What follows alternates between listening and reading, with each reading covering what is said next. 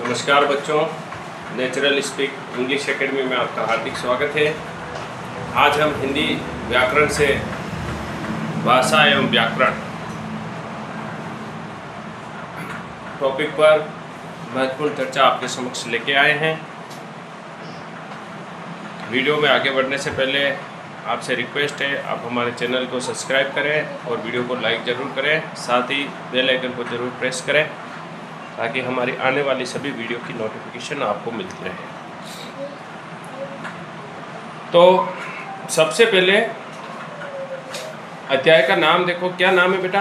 भाषा एवं व्याकरण। भाषा और व्याकरण। देखो, भाषा अलग चीज़ है और व्याकरण अलग चीज़ है। अगर मैं भाषा और व्याकरण की बात करूं तो भाषा हम उसको कहेंगे जिसकी मदद से, वह माध्यम या एक तरीका जिसकी मदद से हम अपनी बात किसी को भी समझाते हैं, अपनी बात दूसरों तक पहुंचाते हैं, वो हमारी भाषा होती है।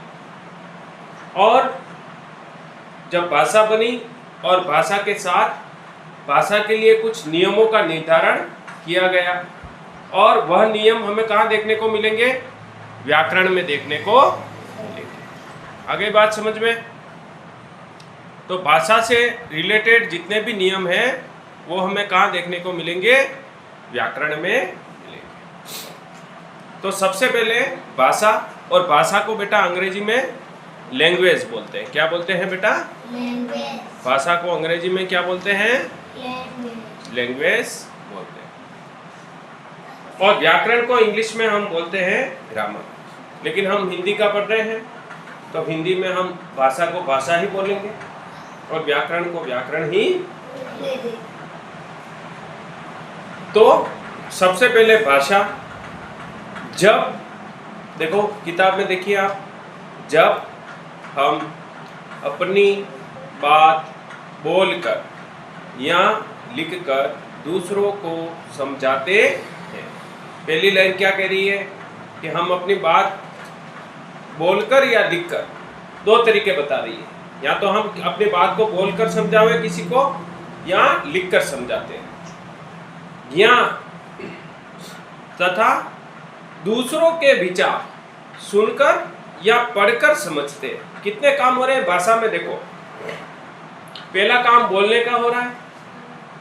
या तो हम भाषा को बोलकर समझाएंगे या भाषा को हम लिखकर समझाएंगे। किसी अपनी बात है, हमारे पास कोई भी बात होगी तो हम दूसरों को दो तरीके से समझा सकते हैं।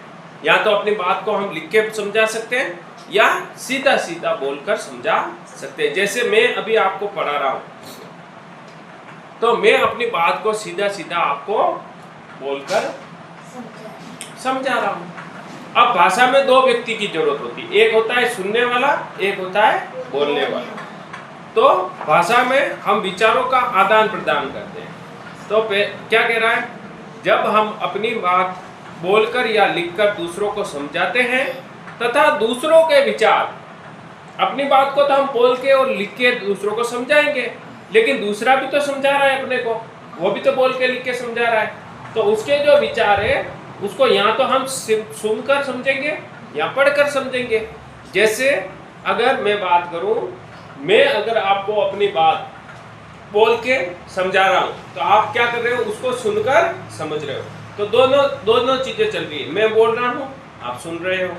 मैं अपनी बात लिखकर समझाऊंगा, मैं आपको लिख के दूंगा, तो आपको कैसे समझ में आएगा? लिखे हुए अक्षर बोलेंगे थोड़ी, आपको क्या करना पड़ेगा? उसको पढ़ना पड़ेगा।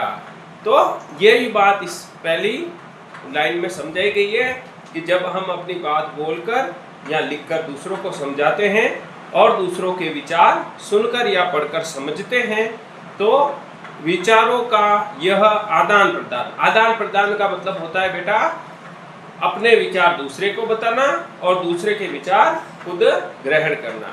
अपनी बात दूसरों को समझानी, सामने वाले की बात अपने को समझनी। तो अपने मन की बात दूसरों को बताना और दूसरे के मन की बात को ग्रहण करना, ये हमारा क्या है? विचारों का आदान प्रदान है। और इसी को हम क्या बोलते हैं? भाषा कहते हैं। तो विचारों का यह आदान प्रदान ही भाषा कहलाता है। तो सीधे सीधे शब्दों में हम कह सकते हैं कि अपने विचारों का आदान प्रदान ही भाषा कहलाता है। ठीक है। अब देखो भाषा के रूप, भाषा कितने प्रकार की होती है। तो भाषा के रूप की बात करें बेटा, तो भाषा के रूपों में सबसे पहली जो भाषा आती है वो हमारी आती है मौखिक या कथित भाषा। इसे मौखिक भाषा भी बोलते हैं और कथित भाषा भी कहते हैं। कथित का मतलब कहने वाली, जिसको कहा जाता है। मौखिक का मतलब जिसको मुंह से बोलकर अपनी बात दूसरों को कही जाती है। जब हम बोलकर अपनी बात कहते हैं तो वह भाषा का मौखिक रूप कहलाता है। मौखिक रूप क्या है कि जब हम अपनी बात को बोलकर कह रहे हैं तो भाषा का वह जो रूप है वो मौखिक कहलाएगा। जैसे अभी मैं आपको पढ़ा रहा हूं और मैं अपने मन की बात या जो भी मुझे आपको समझाना है मैं मौखिक रूप से बोलकर आपको बता रहा हूं। तो अभी हम जो पढ़ाई कर रहे हैं बेटा वह हमारा भाषा का मौखिक रूप चल रहा है। आया समझ में? मौखिक भाषा को दूसरा व्यक्ति सुनकर समझता है। इस मौखिक भाषा को दूसरा व्यक्ति कौन? कि जैसे मैं अपनी बात को बोल रहा हूं, मैं आपको पढ़ा रहा हूं, तो आप क्या कर रहे हो? बेटे बेटे मेरी बात को सुन रहे हो और सुनने के साथ साथ मैं जो आपको समझा रहा हूं आप उसको समझ भी रहे हो। तो हमारा ये जो क्रम चल रहा है अभी वो मौखिक भाषा का ही क्रम चल रहा है। हम कौन सी भाषा का उपयोग कर रहे हैं? मौखिक भाषा का उपयोग कर रहे हैं। तो मौखिक भाषा को दूसरा व्यक्ति सुनकर समझता है। समझ में आ गई बात? अब देखो मौखिक भाषा को हम कथित भाषा भी कहते हैं। कथित भाषा का मतलब ये है बेटा कि जिसको कहा जाए। कथित का मतलब कहने से। हम अपनी बात को क्या है मौखिक भाषा में हम क्या कहते हैं? कहते ही तो है ना? क्या करते हैं मौखिक भाषा में अपनी बात का? हम सामने वाले को अपनी बात को कहते हैं। अब कथित भाषा भी कहते हैं मौखिक भाषा। अब मौखिक भाषा का उपयोग कहाँ कहाँ होता है? जैसे नेताजी द्वारा भाषण देना। बहुत बड़े नेताजी होते हैं, हमारे देश के प्रधानमंत्री नरेंद्र मोदी जी, यहाँ बड़े बड़े जो नेता हैं, विपक्ष के नेता है राहुल गांधी जी हैं, तो बड़े बड़े जो नेता होंगे या गांव में भी कोई मीटिंग हो रही होगी, जो गांव का मुख्य व्यक्ति होगा, तो समाज की मीटिंग हो रही होगी, तो समाज में मुख्य व्यक्ति जो बोलेगा वो किसका प्रयोग करेगा? मौखिक भाषा का उपयोग है। फिर रेडियो कभी सुना आपने? हाँ, रेडियो में क्या चलता है? मौखिक भाषा ही तो चलती है, हम केवल सुन सकते हैं, वहाँ पर कोई फोटो वगैरह नहीं आती है। उसी तरह टेलीविज़न में भी मौखिक भाषा होती है। न्यूज़ चैनल आते हैं, न्यूज़ आती है, या कोई टीवी सीरियल आता है, या कोई पिक्चर चलती है, तो हम क्या करते हैं? वो जो डायलॉग बोलते हैं उसी को हम बैठे बैठे सुनते हैं। उसके अलावा टेलीफोन या वार्तालाप। टेलीफोन का मतलब जैसे आपके घर पे किसी का कॉल आया तो आप बात करोगे, सामने वाला फोन पे बोलेगा, आप उसको सुनोगे, है? तो वहाँ पे भी मौखिक भाषा काम में आ रही है। और फिर आप कक्षा में अपने सहपाठियों के साथ बातचीत करते हैं, वार्तालाप का मतलब होता है बातचीत करना। वार्तालाप का मतलब क्या होता है? बातचीत करना। तो अगर आप कक्षा में अपने दोस्तों के साथ बातचीत करते हो, वार्तालाप करते हो, टीचर के साथ आप बातचीत करते हो, तो वहाँ पे भी आपकी मौखिक भाषा का प्रयोग हो रहा है। दूसरा जो हमारा भाषा का रूप है वह है लिखित भाषा। देखो कई बार यूँ होता है कि मौखिक भाषा में क्या होता है कि हम अपनी बात बोल सकते हैं और सामने वाले को समझा भी सकते हैं। जैसे लिखित भाषा की जरूरत कहाँ पड़ती है? जब बड़े स्तर पर कोई भी बात बतानी हो, एक साथ बहुत बड़े जनसमूह को बात बतानी हो, और हम जो हैं कोई भी बात हमारी लंबे समय तक रहे। मौखिक भाषा में हम क्या करते हैं, बात हुई उसके बाद बात वहीं खत्म हो गई, भूल भी सकते हैं। लेकिन अगर आपके पास लिखित भाषा होगी तो कोई भी सूचना हमेशा बनी रहेगी, वो कभी नष्ट नहीं। जैसे हमारा इतिहास लिखा गया वो कौन सी भाषा में है, लिखित भाषा में। सालों पहले महाराणा प्रताप ने हल्दी घाटी का युद्ध लड़ा अकबर के विरुद्ध, लड़ा बेटा।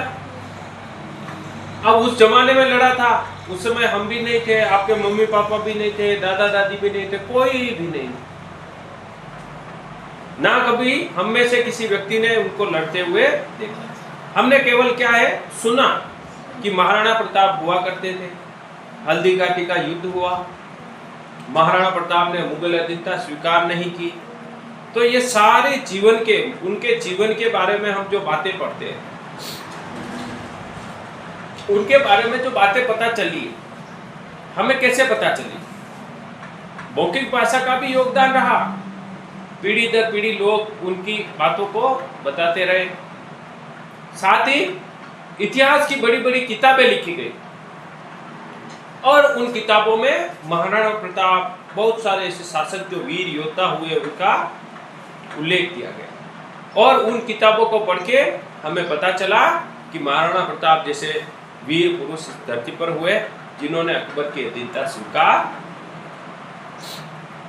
तो अपनी जो बात है वो लंबे समय तक जनमानस के बीच में रहे, तो हम क्या करेंगे कि उस बात को लिख लेंगे और भाषा का लिखित रूप बन जाएगा और वो लंबे समय तक जी लोगों के बीच में।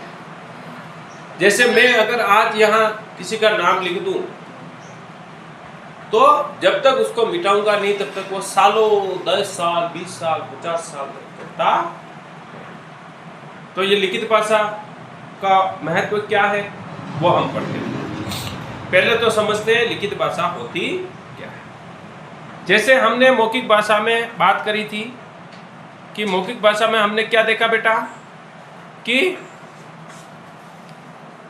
मौखिक भाषा में हमने देखा था बेटा कि हमने अपनी बात को बोलकर दूसरों को समझाया और दूसरों ने सुनकर जो है उस बात को ग्रहण किया। अब बेटा आगे हम चर्चा करेंगे लिखित भाषा में। तो लिखित भाषा में क्या हो जाएगा, जब हम अपने विचारों को लिखकर प्रकट करते हैं तो वह भाषा का लिखित रूप कहलाता। कि हम हमारे मन के विचार हैं, हम चाहते हैं कि हम किसी को बात बतावें और हम क्या करते हैं कि उसको लिखकर अपनी बात बता देते हैं। जैसे हम व्हाट्सएप पे मैसेज करते हैं, व्हाट्सएप पे मैसेज जो करते हैं, व्हाट्सएप पे जो मैसेज कर रहे हैं वो हमारा लिखित रूप भाषा का क्या है, लिखित रूप ही है। तो हमारे पास लिखा हुआ संदेश आता है, हम पढ़ते हैं और समझ जाते हैं। लिखित भाषा को दूसरा व्यक्ति पढ़कर समझता है। अब लिखित भाषा को समझने के लिए सबसे जरूरी चीज क्या है, आपको पढ़ना आना चाहिए। जैसे आपकी पुस्तक में यदि हम भाषा के बारे में पढ़ रहे हैं कि ये जानकारी लिखी हुई है और हमें पढ़ना आता है तो हम पढ़कर समझ रहे हैं। अब जिसको जो पढ़ा लिखा नहीं होता है, जिसको पढ़ना नहीं आता है, क्या वो लिखित भाषा समझ पाएगा? क्या नहीं समझ पाएगा। पुस्तकें, अब लिखित भाषा के स्वरूप उदाहरण कौन कौन से, देखो पुस्तकें जितनी भी आपकी बुक्स है, चाहे हिंदी की हुई, इंग्लिश की हुई, मैथ्स की हुई, पर्यावरण की हुई, जितनी भी किताबें हम पढ़ते हैं वो लिखित भाषा का रूप होती है या लिखित भाषा का उदाहरण है। पत्र और पत्रिकाएं हैं, अखबार, बहुत सारे पत्र पत्रिकाएं जो होती है वो भी लिखित भाषा के उदाहरण है। समाचार पत्र, समाचार पत्र मतलब न्यूज़पेपर, वह भी लिखित भाषा के उदाहरण है। तो हमारे दैनिक जीवन में लिखित भाषा का विशेष महत्व है। देखो दैनिक जीवन जो हम जो जीवन जीते हैं उसमें लिखित भाषा का बड़ा ही महत्व होता है। क्यों होता है? क्योंकि इस भाषा के माध्यम से हम अपने विचारों को लिखित रूप में लिखकर लंबे समय तक रख सकते हैं। सबसे लिखित भाषा की सबसे अच्छी बात क्या है कि हमारे जो विचार होंगे उनको लिखकर हम लंबे समय तक उनको रख सकते हैं। अब देखो, एक अन्य भाषा और होती है सांकेतिक भाषा। सांकेतिक भाषा को व्याकरण में स्थान नहीं मिला। सांकेतिक भाषा को जो है व्याकरण में स्थान नहीं मिला। क्यों नहीं मिला? क्योंकि ना तो उसमें बोला जाता है ना ही लिखा जाता है, केवल इशारों से बातचीत की जाती है। अतः भाषा का यह रूप मान्य नहीं होता है। तो मुख्य रूप से भाषा दो प्रकार की होती है, मौखिक और। अब देखो, सबसे पहले हम भाषा की बात कर रहे हैं, तो भाषा की बात में हमारे देश की बात करते हैं। हमारे देश का नाम है बेटा भारत। भारत में अलग अलग इलाकों में, अलग अलग क्षेत्रों में अलग अलग प्रकार के लोग रहते हैं, है ना। और हर क्षेत्र के लोगों की अपनी भाषा है। हमारे राजस्थान की भाषा अलग है, महाराष्ट्र की अलग है, गुजरात की अलग है। तो हमारे देश में कौन कौन सी भाषाएं बोली जाती है उनको भी हमें जानकारी होनी चाहिए। तो हमारे देश में अनेक भाषाएं बोली और समझी जाती। बहुत सारी भाषाओं का उपयोग हमारे देश में किया जाता है, जिसमें हिंदी भाषा जो अभी हम पढ़ रहे हैं, हम जो बातचीत करते हैं, संस्कृत भाषा भी होती है। आपको पता है संस्कृत भाषा के बारे में? हम जो श्लोक बोलते हैं ना, गुरुर् ब्रह्मा गुरुर्विष्णु गुरुर्देवो महेश्वरा गुरुर् साक्षात् परम ब्रह्म तस्मै श्री गुरुवे नमः, बोलते हैं ना। त्वमेव माता च पिता त्वमेव बंधुश्च सखा त्वमेव विद्या द्रविणम त्वमेव सर्व मम देव देव। ये जो भाषा है, जितने भी श्लोक वगैरह होते हैं, तो ये संस्कृत भाषा होती है। पंडित जी आते हैं ना, हरि ओम गणान्त्वा गणपतिगुं हवामहे प्रियाणन्त्वा प्रियपतिगुं हवामहे निधीनान्त्वा निधिपतिगुं हवामहे वसोमम् आहं जानी गर्भदमा त्वमजासि गर्भदम्मा। वक्रतुंड महाकाय सूर्यकोटि समप्रभ निर्विघ्नं कुरु मे देव सर्वकार्येषु सर्वदा। ये जो भाषा है, ये हमारी संस्कृत भाषा, ये भी हमारे देश में बोली जाती है। उसके अलावा अंग्रेजी भाषा भी हम अपने देश में बोलते हैं और समझते हैं। आप स्कूल में आपके पास अंग्रेजी सब्जेक्ट हैं, उसमें बहुत सारी स्टोरीज आती है, वो अंग्रेजी भाषा में ही तो होती है, क्या नहीं होती है? होती है ना।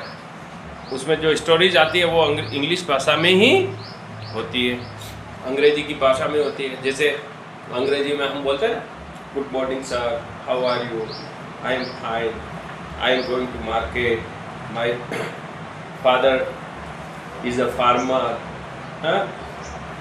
तो ये जो भाषा है, ये इंग्लिश भाषा, जिसको अंग्रेजी भाषा कहते हैं। उसके अलावा उर्दू, पंजाबी, गुजराती, केम छो, हैं? गुजराती में बोलते हैं केम छो, ये बैठी है गुजराती, हैं?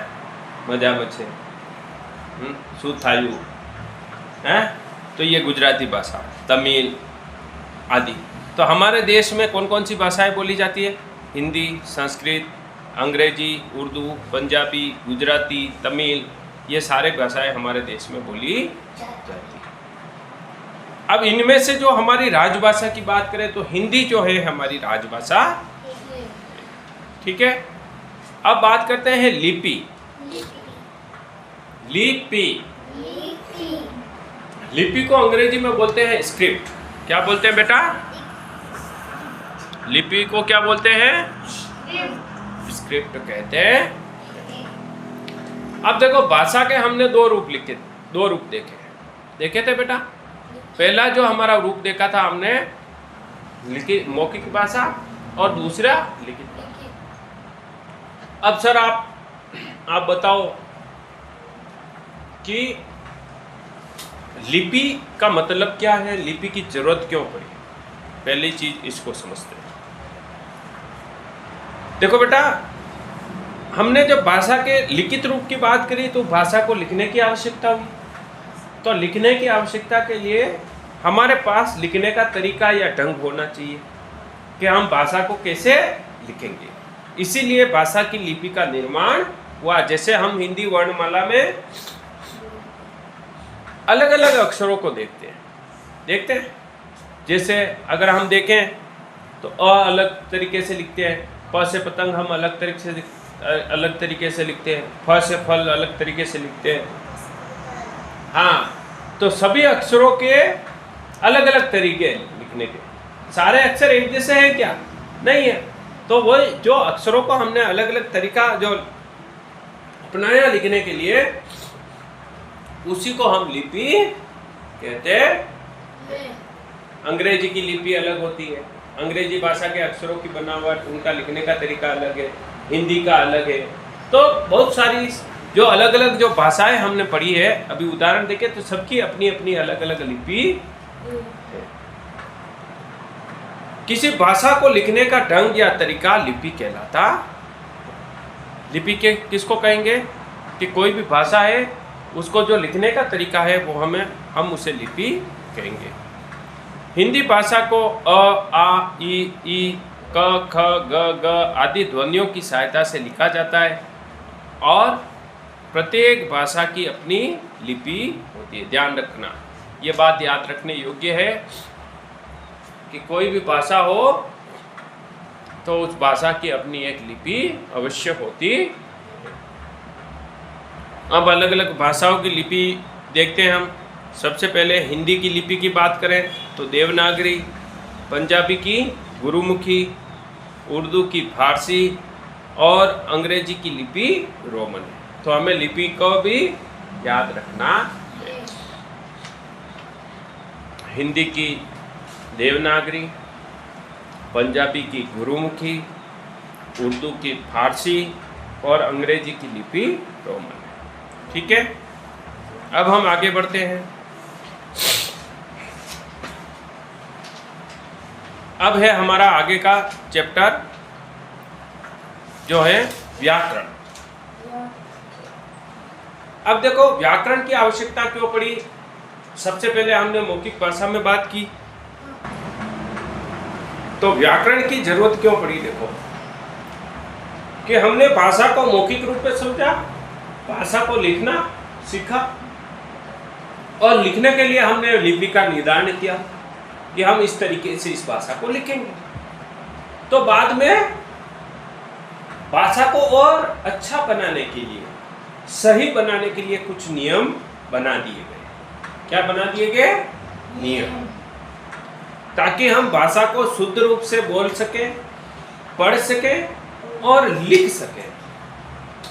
तो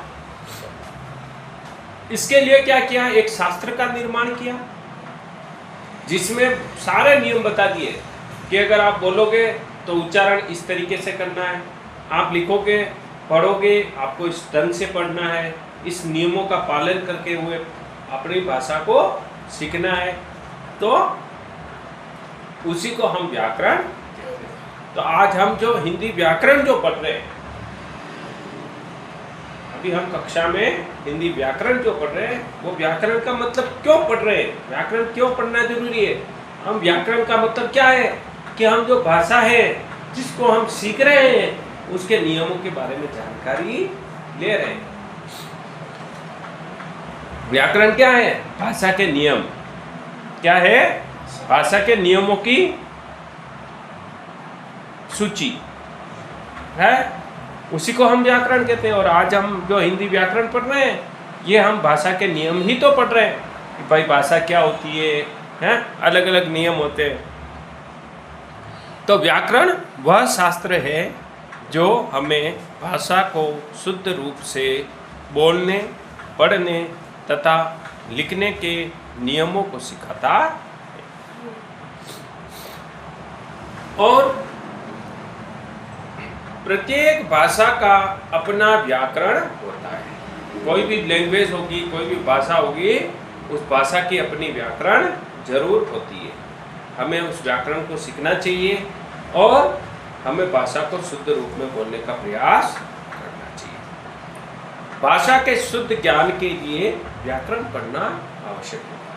बेटा, अगर हमें भाषा का शुद्ध ज्ञान प्राप्त करना है तो हमें व्याकरण पढ़ना जरूरी होता है। अगर हम व्याकरण नहीं पढ़ेंगे तो हमारी भाषा में काफ़ी सारी अशुद्धियाँ रहेगी, जो कि हमारे लिए अच्छी बात नहीं होती है। तो आज का हमारा यही टॉपिक जो है भाषा और व्याकरण का, यहीं पर पूर्ण होता है और आने वाले कक्षा में हम इसके अभ्यास प्रश्नों को करने का प्रयास करेंगे। ठीक है।